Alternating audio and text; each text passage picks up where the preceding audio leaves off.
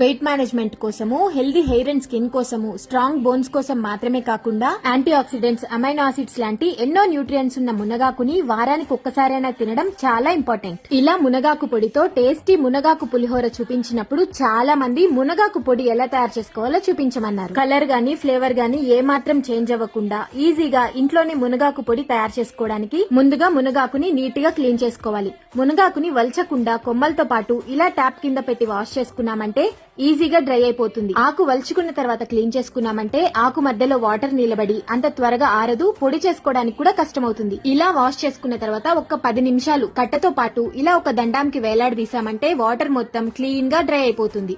ఇప్పుడు ఆకుని నీట్ గా వలుచుకొని ఒక 3 గంటలు ఇంట్లోనే ఫ్యాన్ కింద ఆరబెట్టుకున్నామంటే మిగిలిన తడి కూడా పోతుంది. ఇప్పుడు ఒక మందపాటి కడాయి తీసుకుని ఆకుని మొత్తం అందులో వేసుకొని స్టవ్ ఆన్ చేసుకుని ఫ్లేమ్ లోలో పెట్టుకుని మాత్రమే ఆకుని పూర్తిగా ఫ్రై చేసుకోవాలి.